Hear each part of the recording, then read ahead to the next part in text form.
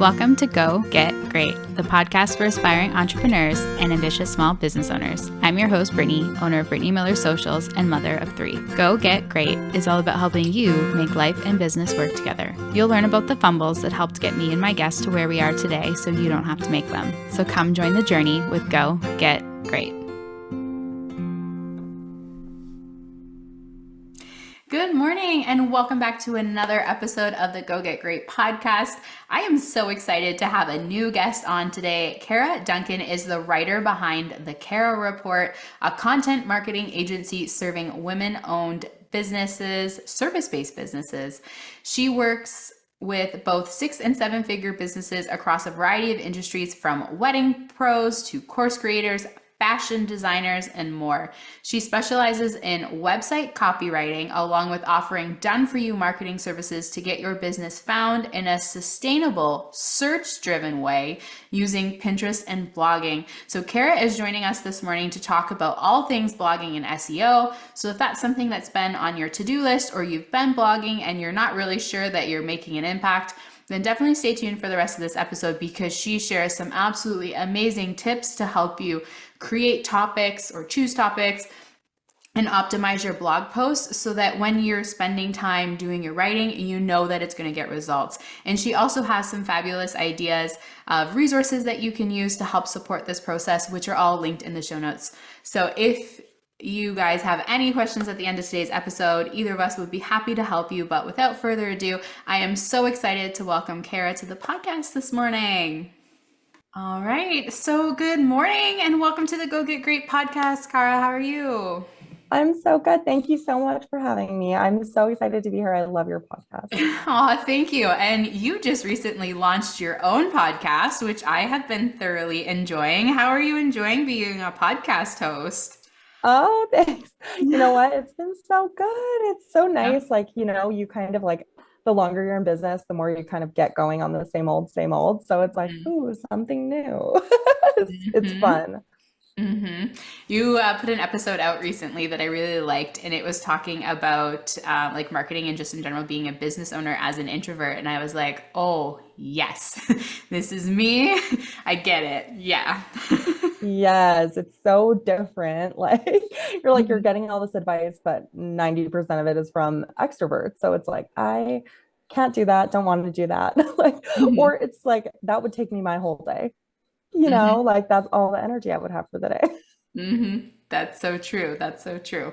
Okay, well, we kind of put the cart before the horse because we started talking and I didn't actually ask you to introduce yourself. You got an intro already, but I love to have my guests say hi and just kind of introduce themselves to my audience in their own words. So if you wouldn't mind. Yeah, absolutely. So I'm Kara, owner of the Kara Report. We're a small agency that specializes in blogging and Pinterest management for other creative entrepreneurs, mostly service providers, course creators, coaches, that kind of thing. I am incredibly passionate about sustainable marketing strategies. So that means that I'm also Mhm. always thinking about how we can add search-driven ways of people finding you, just because I know Instagram and TikTok and all those things are becoming more like search engines, Mhm. but like you kind of said, as an introvert, I'm looking at things that I can do once that last me a lot longer and don't necessarily always involve showing up. So I'm excited for our conversation today. Yeah, me too. So I talk obviously a lot about kind of the short-term marketing platforms. So I'm really excited to have a guest on to kind of talk about long-term, and we're going to be diving into blogging and SEO. So that's something that I'm going to say super passionate about in air quotes right now, but like something that I'm really focused on in my business, but I'm probably not doing it properly. So it'll be nice to have a guest on, and then I don't have to worry about giving my own audience bad advice. So I would just love if you could start by kind of explaining the purpose of blogging and how that fits into marketing strategies for business owners, because I feel like a lot of them get stuck in that short-term mindset only, where they're only focused on creating content for Instagram. And like, as much as that is helpful in the short term, we also need to have a long-term lens. Otherwise, we will never be able to leave hustle mode in our own business. Yeah, that's exactly right. And I'm sure you can attest to, when we're only looking at those short-term platforms, it's like feast or famine all the time, right? Because it's not sustainable, especially as service providers. We're like, Mhm. okay, I showed up, I sold all the things. Now I actually have to do all the work that I was just paid to do. So I Mhm. stopped marketing my business and then like on and on and on it goes. So Mhm. that's the great thing about blogging is as much as I will like preach that you should be consistent with blogging and like ideally like one post a week is what I really encourage people to aim for. The nice thing about blogging is Google is a more like merciful ruler than Instagram, right? Like if you ditch your blog for 6 months, you're going to be fine. It's not going to be like square one when you start again.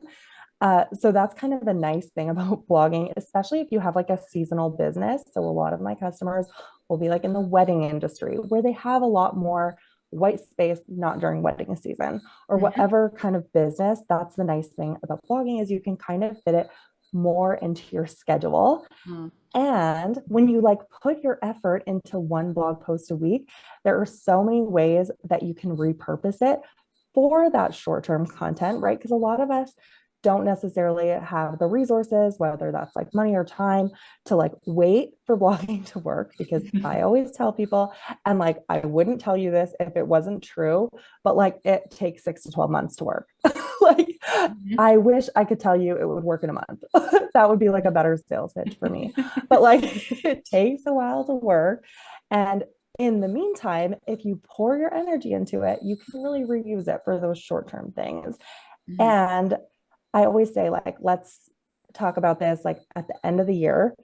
If you blog once a week, that's 52 blog posts that are ranking on Google for you Mhm. versus social media content that you've like worked so hard on all year that is like maybe grown your following and maybe that will pay off and maybe it won't. Like you might have already reaped all the benefits you're ever going to get out of that content. Mhm. So I I always try to not word it like an either or because more marketing is more marketing, right? Like everything works together. Like even you do social media and email marketing, right? Mhm. So it's like the two work beautifully together. So it doesn't Mhm. have to be like, stop it, but like really prioritize like I always think like how you want to end the year. Mhm. I really like that.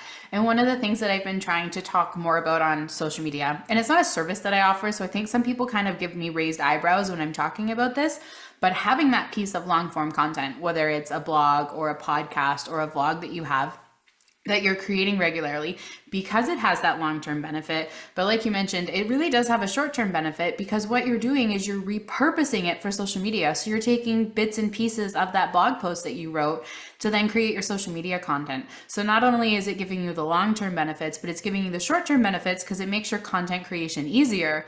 But there's like some sort of mental disconnect that people have about that. And they're like, but I'm blogging, so it's more work. And I was like, no, it's less. It's less. Trust me, it's less. Yeah, I think people are in such denial about how much time they're actually spending on Instagram so that Hmm. they feel like they can't absolutely add one more thing to their plate. And Hmm. yet they spend 10 hours a week scrolling. Do you know what I mean? And like I'm guilty too, but it's like when people tell me they don't have time, Hmm. 90% of the time they have time. Right? They're just like spending it in what I would consider, I don't want to say like the wrong way, but like not the long game way. Hmm. Yeah. And it can be so hard to be focused on that long game plan when you're stuck in the where's my next paycheck coming from? And I totally get it. But I I also have been know there. that Yeah, totally. Like no judgment. yeah, but I also know that you're never going to get out of that place unless you kind of have that. So we talked a little bit about blogging, but I would love for you to explain SEO and how it helps businesses because I get what the term is, but I think a lot of people are like industry jargon. I have turned my ears off. Yeah, totally. So SEO just means search engine optimization. And basically, when we talk about SEO, we're talking about how you're going to rank on Google. So I always think of like it's Google's job, just like the Instagram algorithm, to like match you with the content that you want to see. So let's use like, I don't know, a social media manager for an example. If Hmm. we were going to try and get you on like page one for that, and Google has two options. They have a social media manager who has like beautiful website optimized for SEO. Um, that's option one. And then option two is a social media manager who has like 52 articles on like social media tips, how to hire a social media manager, how did that one, etc. Who do you Mm-hmm. think Google is going to consider the safer choice to send their Mm-hmm. traffic to? Mm-hmm. Right. So it's like, yes, depending how niche you are, you can rank on page one as option one, like where you just have an optimized website. But Mm-hmm. option two is going to be way stronger, especially in more competitive industries. Mm-hmm. And I mean, nowadays, as bad as this is to say, but like every industry is a competitive industry because there are Yeah. just so many people out there doing what you do or something similar. We've seen, at least in my personal friend zone, like I've seen a really huge transition towards entrepreneurship in the last little while.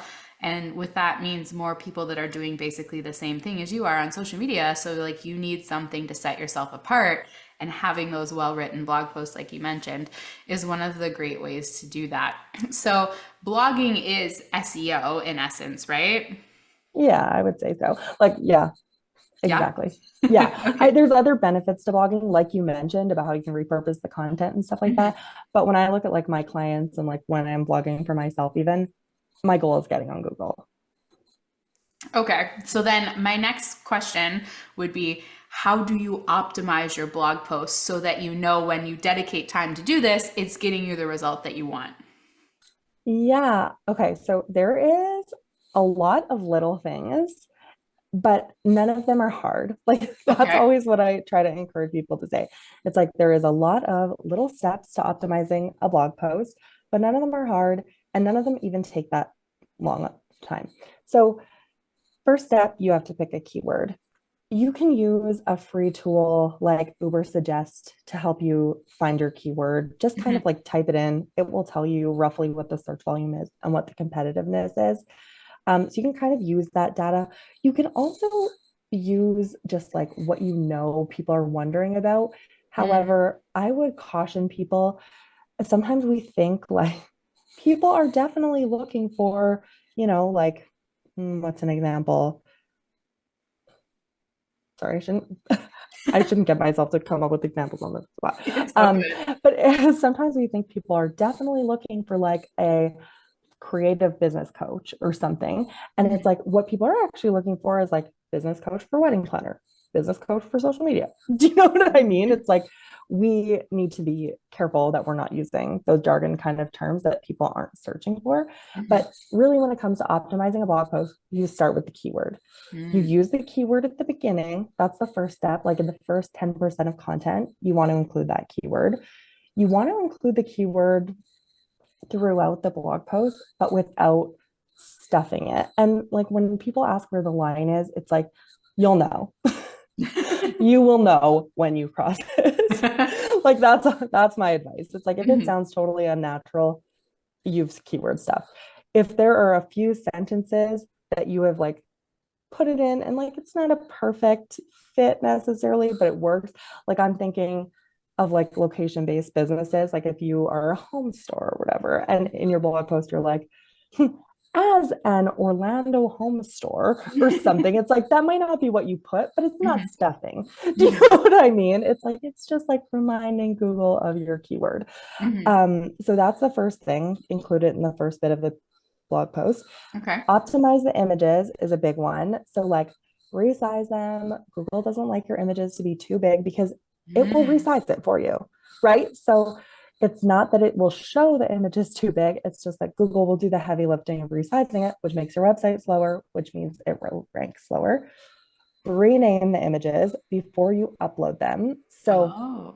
use the dashes. Do not upload like image dash 0631 or whatever. Like, do like in a perfect world, you're going to rename every image for like what it is. So like, woman on laptop, social media manager or something like that. Okay. For me, for blog posts, it depending how many images I'm including, I'm usually going to rename all the images I'm including the same thing. Mhm. Just, sometimes it's unrealistic to expect different names. But then once you upload it, you also want to add alt text, which is again, you describing it in a ideally keyword rich way. But without stuffing, like I always say, like maybe include your main keyword in like 20% of the images alt text, not Mm. every single one. And like think of like synonyms. So like if your keyword was like, I don't know, dog watercolor artist or something like that, Mhm. then you could do watercolor portrait of dog or something like that. Like use different ways of shaking it up instead of like repeating yourself so much. So that's the other thing. The next part of optimizing it, sorry, it's like a big question, No, it's okay. is like consider how you can be a resource, which means like link to other high domain websites if like Okay. there's something, or link ideally and I said or, but I meant and link to other websites on your own website or other Okay. blog posts. So Yeah. like throughout the post, it's like if point one of blog A is you have a whole blog post just about point one, Hmm. link to it. Like give people more to binge. Actually, like we were talking about how we're both moms, right? And you Hmm. see this a lot with like mommy bloggers where it's like, okay, I just Googled, milestones for 2-year-olds, Hmm. and it's telling me like, hey, are you wondering like 15 quick and easy meals your 2-year-old will actually eat? I'm Hmm. clicking that, right? So Google likes those Hmm. kind of things where somebody is going to your website, reading your blog, going to other pages on your website, right? And it's a Okay. better user experience too. Hmm. Then submit your post to Google Search Console, request indexing. Google will find your website new blog posts naturally if you are a consistent blogger. But if you're not, Google isn't scanning your website as often because Google doesn't think you change your website that often. Mm. So it's important to like take the step and be like, hey, I have a new blog post. It's super easy to set up Google Search Console. It's similar Hmm. to Google Analytics. And yeah, just search your new URL. Obviously, if you just publish it, Google will be like, this URL isn't indexed. Request indexing, move on with your life. Hmm. And yeah, that's kind of like the short version. I say like there's two main ones, Yoast SEO and Rank Math. Those are both like free plugins with paid versions Hmm. that will give you like a green light or a score out of 100 on how optimized your post is. Okay. What I would say is like a green light on Yoast is not enough. But if you look Hmm. at the suggestions, follow those suggestions. It basically kind of walks you through the same steps. And then my second kind of like caveat to that is make your keywords, it's a fine line, but like make them more specific, but still something people search for. So, Mm. like, for example, if my keyword is business, I could get a green light pretty easily, but Hmm. that doesn't mean I'm going to rank, right? True. So, you have to weigh that. Hmm. Okay. That makes a lot of sense. And Sorry, I'm was like, like, this is everything you should do. yeah. Yeah. No, no, that's okay. That's great. Because I know a lot of people are, everyone's like, oh, optimize it, put your keywords in. I was like, but how and where? And, like, what is the Yeah. line? So I feel like to make this really work well, a lot of this hinges on choosing the right keywords for your business. And you mentioned Uber Suggest will kind of give you some ideas, but how do you know how many keywords you should try to rank for? So, like for me, I have like three different facets of my business. I've got social media, email marketing, and podcasting. And within each of those categories, there would be a lot of keywords for them. How many is too many? Yeah, I would say the more that you can rank for, the better, but like one blog post, one keyword. Okay. Okay. Good to know. Yeah. Yeah, because Google also doesn't like when you have multiple blog posts that are competing. So, like, let's say Oh. you had like 5 reasons to hire a podcast manager, and Mhm. podcast manager was your keyword. Keyword. And then your next post was questions to ask a podcast manager, and podcast manager was your keyword. Google, if somebody is just typing podcast manager, Google will be too confused. Mm. Okay. I know that kind of makes it harder. I mean, like using that example, you could expand and like your keyword isn't podcast manager, it's tips for a podcast manager or hiring a podcast manager, like make it a longer Mhm. keyword. But Okay. that's just something to keep in mind. So keywords are sometimes actually key phrases. Yes, totally. Okay. Yeah. And especially as small businesses, you're more likely to rank for like a 4 or 5 word key phrase, right? Okay. Because it's very hard for us to rank for like marketing strategy. Like I there's a lot of imagine. competition or like SEO specialists. Like, can you imagine? You know, so That would actually be really interesting to see how SEO specialists rank with that keyword. Anyway, right. it's Yeah. a Got to be separate the most tangent. most competitive. Yeah. So I loved your suggestions for the website, and I will link those in the show notes that kind of give you the green light and the suggestions of how you know it's working or you've done well with your blog post before you post it. But how do you know it's working after you've already got it up? Yeah, so I have a spreadsheet, of course. I have a spreadsheet for everything.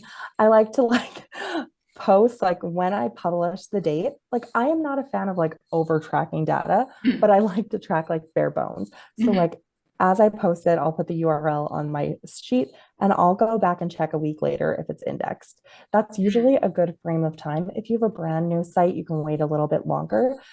What you're going to see in Google Search Console is sometimes it will say like discovered, not indexed. Mm, And what that means is Google has found the blog post, but for like lack of better word and not to be too harsh, it doesn't think it's valuable enough to rank. So mm, it's not even like not even on page 10. Do you know what I mean? So that usually means like you use ChatGPT a little too heavily. You didn't, you put up like 200 word paragraph, like those mhm. kind of things. It doesn't mean the blog post is bad. It can sometimes just be like tweaks that you need to make and Okay. then resubmit. Okay. Interesting. I mean, that I makes a lot of also sense. think, like, sorry, just to add to that, Yeah. not every blog post is going to end up on page one, and that's okay.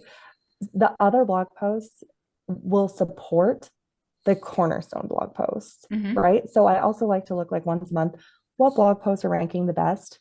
Often it's like the same 10, right? But that's enough. And then the other ones are just keep supporting me being on page one for the top 10. And Hmm. that is bringing me enough business for my business, right? Hmm. And yeah, so sometimes they're just supporting players for sure, but I like to look at top performing posts and then top performing keywords, which again, you can find all on Google Search Console. And Okay. for those listening that haven't used it yet, it's so much cleaner than Google Analytics. So if you're like, I never understand these, platforms, just know this is like a pretty easy one. Okay. Good. Yeah, I'm not super tech savvy. Yeah. So a couple questions. So when I label pages on my website, I'm like really careful to edit all of the URLs so it's not like a 16. Yeah. Yes. Do you recommend that or do you recommend leaving whatever the URL is that was created for the page for your blog post? No, yeah, I should have included that in like what to do to optimize a blog post. Definitely, like I usually just have my keyword there. Oh, okay. Yeah. And I usually like to take out the date because sometimes I like to like republish something, like update it and then change the date to make it more current. And Hmm. sometimes have like 2017 or 2019, like the longer you're in business in the URL is a Mm-hmm. little like, makes the blog post look outdated, even if you've updated it. Or Mm. taking it out later, you're going to have a broken link, which is like the worst thing. Not the worst thing, but Oh, that's true. That's true. Okay, makes sense. So, what are some of your, in general, like tips and do's and don'ts for blogging? Like you mentioned, blogs that are too short don't rank, which makes sense. I think I've heard somewhere that it needs to be a minimum of 500 words. But when I sit down to write what should be a very short post turns into like a full-length novel. So, I'm sure there's like a cap on it too, that, too short is not too good, but neither is too long. Yeah, it's so hard because you have to balance writing for people and writing for Google. So, Mm, to your point, for average length, I say 700 to 900 words for like niche okay. topics. But if you're going for something like marketing, you probably need to be over 2000 words. Okay. That being said, how do we get people to actually read a 2000 word blog post? Literally, nobody is going to. So we also have to make it like rank on Google, but then also convert for us. So Mm, there's a few things that I recommend. One, a lot of us are writing our blog posts as though it's for somebody who already knows us. It's like a warm audience. Often the people landing on your blog post are cold if they're coming from Google. So mm-hmm, like I always start like introduce the topic, introduce myself. Like if I'm mm-hmm, writing like a how to do Pinterest mm-hmm. blog post, I would be like, today we're going to talk about how to do Pinterest. By the way, I'm a Pinterest manager. Here's how you can hire me. Right. Like I Okay. will have that right at the top. Hmm. And then throughout, I'll make it very skimmable with like headings. I like to include a table of contents at the top so people can like Mm, jump to the topic that they're actually interested in. mm-hmm, At the end, summary, list, roundup, again with those like extra resources, extra reading. Hmm. And then throughout the blog post, just make it as digestible as possible, whether that's like adding an infographic if you have time, or just images, like break it up a little bit. People Hmm. are going to just skim it anyway. Hmm. So that doesn't mean we want it to be like garbage content, but I also don't think that we need to spend like 2 days on a blog post. Okay. So, on average, out of curiosity, since you mentioned timeline, like what you're Yeah. talking about sounds very fancy. How long does it actually take you to do this from start to finish? If I'm writing 2 hours, Okay. yeah, I mean, I've obviously written like hundreds of blog posts at this True. time, but I do think like a 700 to 900 word blog post, and I do use AI to like support me too. Hmm. Support, right? Not just like copy paste, but it's like, yeah, like I think like carving out like 2 to 3 hours is enough, especially like the I think it's important to say like the more blog posts you have, the more it gets easier Hmm. because you can easily link to other blog posts for, you know what I mean? Hmm. And if you're starting with something like a podcast, start with the transcript. Like there's Hmm. ways to make it easier versus just like staring at a blank Google Doc. For sure. Now, you actually mentioned something that I want to talk about too is that blogging also works for podcasting. So, can you kind of share a little bit more about that? Mhm. Because, yeah, I've been thinking about it, and right now it's Yeah. probably not ranking at all because it's basically just the show notes from my podcast. Yeah, yeah, totally. Yeah, it's so funny because people often talk about podcasting as like a searchable platform, but Mm. then we don't optimize them for search, which is like everyone's guilty of this. Do you know what I mean? It's like, oh, Yeah. people are supposed to find this. So first, I would prioritize blog posts or podcast episodes that have like a searchable term. So Okay. like I'm thinking of an example, like if you're I think you had a podcast episode last week about like business lessons, right? Can I Mm. use you as an example? Yeah, for sure. Okay, so business lessons is going to be maybe something hard to rank for. There's Mm. not like a perfect, juicy keyword thing for that. Hmm. So if you don't have time to optimize every single one, which is obviously ideal, skip the Hmm. ones that are maybe like less keywordy, Hmm. and then focus on the ones that are like email marketing tips for 2024. Or Mm. like, I know you had recent podcasts like social media trends. Yeah. Like take those ones and be like, okay, I'm putting my effort into this because this is like Hmm. highly relevant and I have a chance of ranking for this. Hmm. So yeah, what I would do for a podcast episode, I honestly structure it in much the same way as a blog post. I Hmm. just take the transcript. I start with an intro. I will Hmm. introduce myself. Hmm. Then I'll put the podcast embed code and like find me on Apple, find me on Spotify, wherever the Hmm. things are. And then I take, even if it's like a solo episode or a guest episode, I'll do like question, answer in terms of the headings. And then Hmm. again, I like to put a table of content so people can skim. And I will summarize most of it. I would say I cut out of the transcript usually about half Okay. because there's a lot of like chit chat that is great on podcasts Hmm. and not great to read. Hmm. Like if you ask the follow-up question and then my answer is like, oh yeah, good point. I'm not gonna include that Hmm. in the podcast. But yeah, and then solo episodes, I try to break it up. Like if it's like tips, each tip is going to be its own headline and like Hmm. summarizing it that way. Okay. So it seems very straightforward. So not that you'll know the answer to this question, but in my head I'm going, why don't more people do this then? Including myself. No, I know. It's because it takes time and it's boring, to be honest, right? Like I always say, like when I do like Pinterest and blogging, it's not that I think it's rocket science, especially like in the age of chat GPT and things like that. You don't even necessarily need to be like a great writer, Mm. but it is boring when you compare it to like, I don't know, whatever you prefer, like hopping on Reels trends, or let's be honest, just like spending an hour scrolling, like not even Mhm. posting anything. Like that's more enjoyable than like sitting down, combing through a transcript, like doing keyword research, making sure, Mhm. And I think like even though we don't always like to admit it to ourselves, like we prioritize things that are like giving us that dopamine hit, right? So, Mhm. Mhm. and blogging doesn't until it works and then it's fantastic. But I'm it like, takes a year, and most but people don't have the patience to wait for that. totally. Hmm. Yeah. Yeah. So I mentioned a little bit earlier that I think long form content is a great way to kind of structure and speed up your content strategy. But I would love to hear it from you since you're more of an expert in this area. How do you use your blog posts to support your social media content creation or your podcast now that you have one of those as well? Yeah. Yeah, for sure. So with my blog post, I will, let's say my blog post is like X tips about ABC, whatever. Hmm. I will try and create a reel that like shares those tips like in bullet point form. Hmm. Then I can sometimes even take like those individual tips and create its own carousel or reel or whatever about that. Hmm. And then I create like 5 to 10 pins per blog post and put them on Pinterest. I will sometimes even just use the introduction paragraph as my Pinterest description, Mm. or I'll put the whole thing in ChatGPT and be like, come up with pin titles and descriptions that are like using these keywords.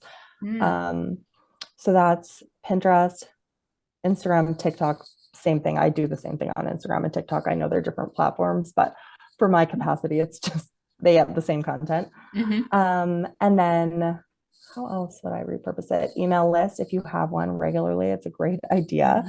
Hmm. That's one thing, like it's not SEO related, but when we talk about like blogging, bringing in a cold traffic, if you're selling a high ticket service, they likely need more from you. So, like getting them on an email list, or if you're super active on Instagram, getting them to follow you on Instagram, like from your blog post, is a really good idea. Most of us don't make like 5 figure decisions from reading a blog post most of the time, especially Hmm. considering we talked about how we're skimming, Hmm. right? So, just finding a way to like keep them in your world is a good Hmm. idea. And yeah, I mean, it's so hard when I'm like, just do all the things, but the more you can like layer in these different channels, but use your blog post as a starting point, Hmm.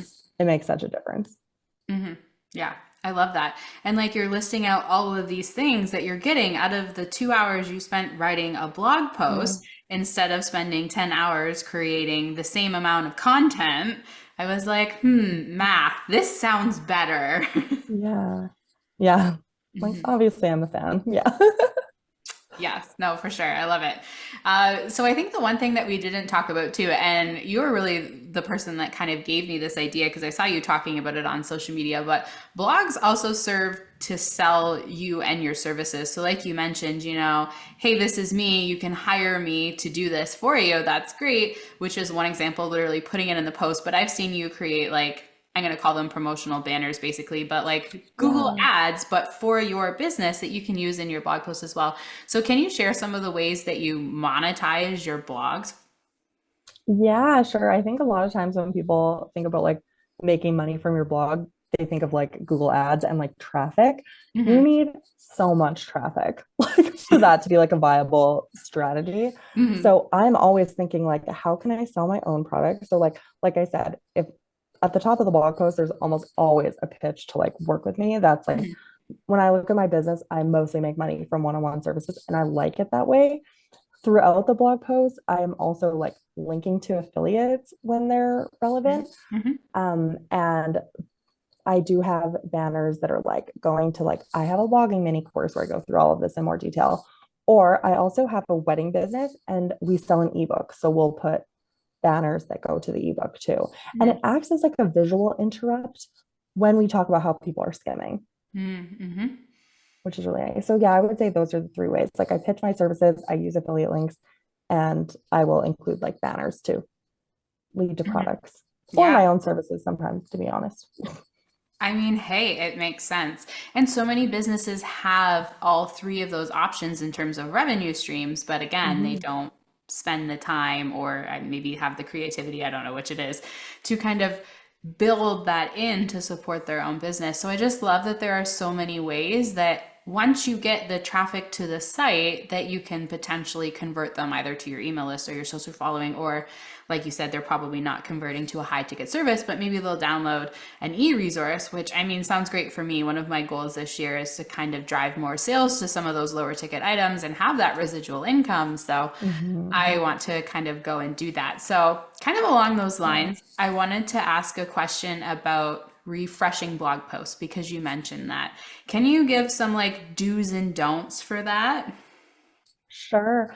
So when I look at refreshing, the first thing I do is usually refresh the visuals. And I don't do this all the time. Like I won't sometimes sometimes like if I have a blog post that's like top business and marketing books to read in 2023, I Hmm. might move that to 2024 and simply just change the date if I Hmm. think all the books are still great, right? Then sometimes if it's something more evergreen, like how to create a blogging strategy. Not a ton has changed, but I will update the content and yeah, move it to the front of the line. But I'll do that every like few years. I'm not like, Okay. it's not like I'm every couple months, I'm like refreshing them. Hmm. Things that are more competitive, if you're writing blog posts for affiliates, like, I don't know, Dubsado review, Hmm. Hmm. that you're going to likely, if that's like a part of your strategy, you're going to want to monitor that blog post more closely. And if you want to be competitive with it, you have to update it more frequently. But the Hmm. cornerstone ones, it doesn't have to be that often. And all I do really is like go change in the dates. I will scan it and see if there's anything that feels super outdated. Hmm. I'll try and add like a relevant story, which I try to add at the top so that when I do this again, it will be at the top and I will easily catch it. Hmm. And then usually visuals because there's so much that changes in a few years. That's so true.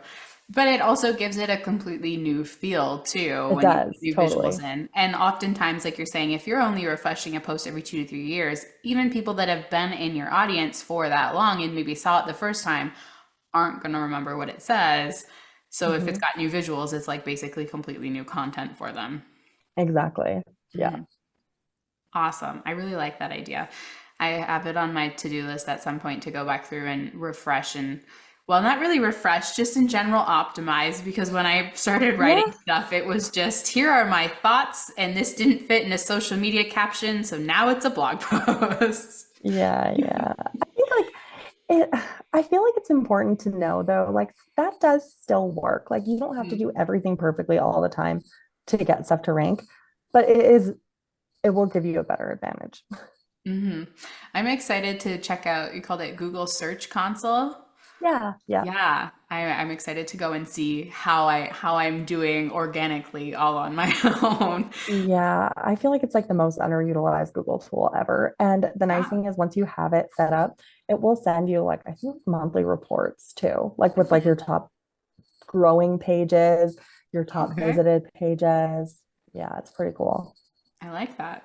It's nice when you don't have to like remember to go in and look at the insights and they send it to Mhm. you because then it's like Yeah. that auto reminder of, oh, I should pay attention to this aspect of my business as well. Yes. And it's so nice to see, like, okay, this blog post, especially because it is such a slower strategy. Sometimes it's like, oh my God, that blog post that I only wrote a month ago is taken off. Like, that's amazing. It's nice to like, we have to find ways to motivate ourselves to do the things that we know we should do. So, Yes, that is very true. That is very true. So do you have any other blogging or SEO tips that you want to share with us today? I feel like you've given us so much info already, but as someone who's been in business as long as you have, I know you probably have a lot more that you could share too. yeah. Oh my gosh. I feel like I could talk forever about this. I would say, like, if you're starting blogging, yeah, think about your customer journey. I think too often, like, to talk about kind of the mistakes people make is like they go for like huge keywords that they're never going to rank for. No offense to anyone, but it's like, like, I don't know. I keep using you as an example for social media. It's It's okay. like general social media. It's like, who are you going to find on there? Planoly, later, like they have the general topics, Hmm. right? We need to go for like more niche topics. So I think that's Hmm. one of the mistakes is like, how can we find like a more niche keyword that people are actually searching for? And then also think about your customer journey after they land on that blog post. Like, Hmm. don't forget to introduce yourself. Don't forget to tell them where to go next. Don't forget to like generally optimize your website so that it's like visually appealing, fast to load, and in a Hmm. navigation that makes sense. Hmm. Because I think like using Later and Planoly as an example, you go on their site and read an informational post, it feels like an informational post. Too many of us are writing our blog posts to feel like an informational post when we are businesses and someone Hmm. skimming it might not even realize they can just hire you. Like we have to Hmm. make it so obvious that people can hire us, Hmm. right? Otherwise, we're just like a Wikipedia or whatever. Like they got the answer they True. needed. And it's like, okay, you thought you needed to know how to optimize your Pinterest images, but what you actually needed to know was that you can hire me, right? Like, fun fact, or like buy my course, or like whatever you're Mm-hmm. selling. Mm-hmm. And I mean, I feel like that advice is so relevant and it also applies to social media too. All the time I talk to Yeah. like potential clients and they're like, "Oh, you know, I talk about my services all the time." I was like, "Yeah, but did you say like comment this word to hire me or like click here to buy?" Because unless those instructions are in there, no one realizes that's what you want them to do. It was like you'd think it's Yeah. common sense, but that's not the mentality we have when we're just casually scrolling on social media. Unless someone's like actively out there searching to hire someone, they're not going to take that initiative on their own. Yeah, exactly. And like Google and like other search platforms are often like so like such cold traffic. So we need to do what we can, same as social media, like take them through a funnel to like warm up to work with us. And that Mhm. can be like selling a $7 item, but it's likely not going to be like read a blog post, hire me and pay me $1 million, like Mhm. Fair, fair. So I'm just realizing kind of as we're talking that one of the topics we didn't talk about is how to find topics to blog about. Because if each blog yeah. post needs to have its own Mhm. specific keywords, then you need a lot of topics to have different keywords for all of them. Yeah, for sure. So I always like to look at trends. Obviously, Pinterest trends is a great tool, even if you're not marketing on Pinterest, to Hmm. see what kind of keywords are being found there. I always get this website wrong, but it's like Answer the Public. Oh, yeah, yeah. Keywords there. I love to look there because they word it like questions often. Because when we think of what we Mm-hmm. head into Google, like we're asking questions Hmm. a lot of the time, sometimes disgruntled or disjointed questions, but like that's a really good one for finding like one keyword and then everything people are searching for. So like speaking Hmm. of the affiliate post, for example, it's like if I type in Thrive Cart and then I realize it's like Thrive Cart versus Kajabi, Thrive Cart versus Kartra, or whatever, Hmm. it'll give me, and I'm like, oh, the only topic that came to my mind is like, what is Thrive Cart or whatever, Yeah. right? And there's like so many, so those are good ones. And then Uber Suggest again is like a free tool that will give you content ideas. And yeah, I would say that is where I Hmm. like to start. I like that. And it makes Yeah. a lot of sense too now that you're saying that. I was like, I'm pretty sure 90% of what I type into Google either starts with how do I do blank or what is blank. So if you Yeah, kind of come at your content creation from the strategy of, okay, well, what questions does my audience ask and what questions can I answer? Then it makes it easier to know what you're talking about on social media and also create the blog post that is actually going to rank as SEO because you're phrasing it kind of the same way. exactly. Hmm. Exactly. Usually people use the platform slightly differently, but not that differently, you Hmm. know? Hmm. Yeah. And out of curiosity, how do you feel when people say that, you know, like Pinterest and all of, well, Pinterest is more or less the new Google for a lot of people, but like Instagram versus Pinterest versus Google, which do you actually think is most popular for people to kind of look up answers to questions they have? Depends on the question, but Google, like Yeah. I always think of like my own search habits, and it's like I don't ever search for something in Instagram. I Mm. know that they're working on that, and I will use TikTok before I'll use Instagram as a Mm. search feature. And then it kind of depends on the kind of content. Like I might go to TikTok if I'm like, what do I use green concealer for? Or something like that, where I want like a visual tutorial. Mm. But I'm Hmm. not going to go to TikTok and be like, Pinterest strategy or something like that. Or, Hmm. like hairstyle trends. I might go to TikTok maybe or Pinterest. Like it really depends on the content. But Fair. the reason I think that Google reigns like supreme is one, pins show up under the image tool, and we Mm. all use the image tool when we're looking for Hmm. something visual. Yep. And like TikTok and YouTube show up on the main search results.